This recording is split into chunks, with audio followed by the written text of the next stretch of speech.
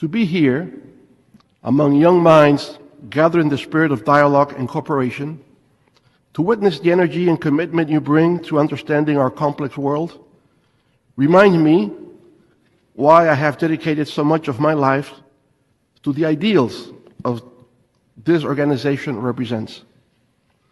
When I look around this room, I see future leaders, future change makers, future architects of the world that will emerge in the decades to come. And that fills me with hope, a hope we desperately need in these challenging times. When I had the honor of serving as president of the Dominican Republic, I became perhaps the most active leader with the United Nations system that my country ever had.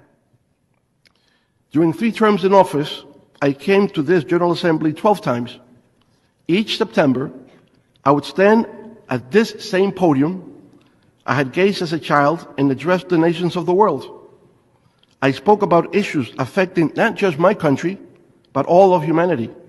Climate change, sustainable development, debt relief for developing nations, the digital divide, access to education and healthcare for all. But beyond the regular sessions, I participated in special events that shaped global policy. I was there for the Millennium Summit with one of the greatest Secretary General in UN history, Kofi Annan. That summit produced the Millennium Development Goals, which guided international development efforts for 15 years and lifted millions out of poverty. Being part of that conversation, contributing from the perspective of a small island developing state, ensuring that the voices of the Caribbean and Latin America were heard, was meaningful work.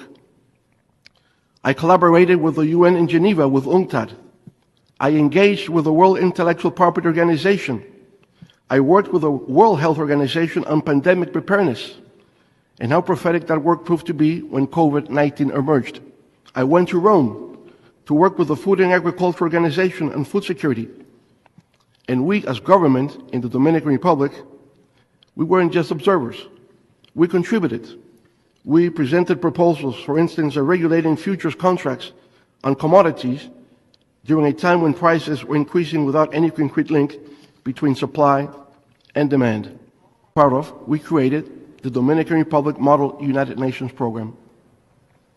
Initially, they were only in private secondary schools, the schools with more resources, with international connections, with students who already had exposure to global issues. But we knew that couldn't be the end of the story.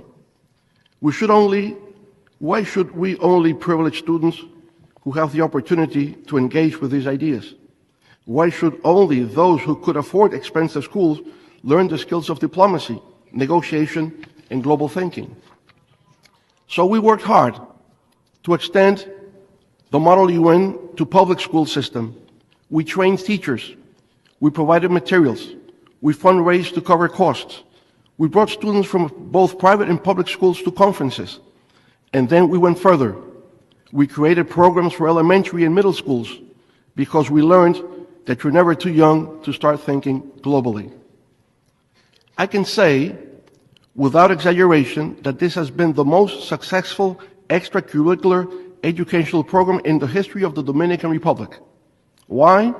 Because it transforms the life of thousands of youngsters in a tangible and measurable way. And that is why I also have great admiration for the Montessori education